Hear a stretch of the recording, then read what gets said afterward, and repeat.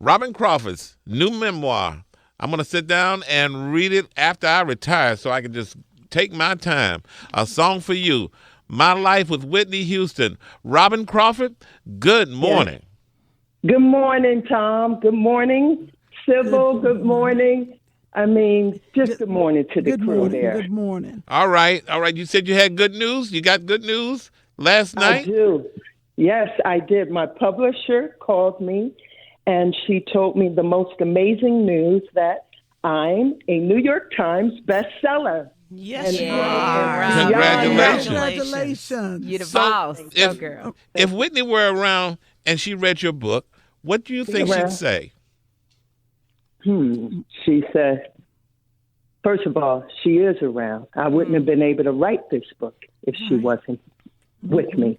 She said, I knew you'd do me. I knew you'd take care of me, Robyn. That's how I feel. That's what I believe. And that's why I wrote this book the way I did. From the heart. When this is Kim Whitley, Robyn, when did you know you were going to write the book? Like, at what point did you feel like, okay, now it's time? When it really stirred in my soul, it was probably when Christina passed. Mm-hmm. Yeah. That's when it really, moved me to have the confidence to stand up, because I knew once I said something, there was no turning back. So I wanted to make sure that whatever I said, it was coming from the right place with the intent, which is to lift her and honor the woman I know. Well, Robyn, this is Sherry Shepherd. So many of us have, especially after seeing the movie about Whitney, came away going, Robyn was literally the only person that took care of Whitney. But a lot of people want to know, why didn't you write your side when Whitney was still alive? Well, first of all, let me say I did not see the documentary. Okay. I was in the midst of writing during that time, deep into it. But I also just felt that, they were telling the story they wanted to tell. And at that point, I had been resting with my memories. I kept them. I was still in that. I didn't have any reason to stand up and say something. I wanted to when I would hear certain things that would disturb me or concern me, I wanted to say something, but I didn't know what to say or to whom.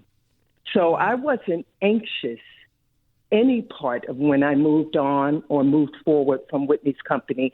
I never felt like I should just start talking. That's not what we were. That's not how you represent, an artist, anyone that has been as close as myself with an artist. I felt a responsibility for them too. A reflection of what I say is a reflection on them being close to A-list talent. So I wasn't anxious to say something. I wanted, whenever I chose to speak, for it to be, I don't know, the right time or the right moment. And the right words. Whatever. Right. I got to tell you, Robyn, this is one of the best memoirs I've ever read. It really is. It is so powerful. And not only because I love Whitney so much that, and when I heard that you were writing the story, I was kind of conflicted, but you go in, right?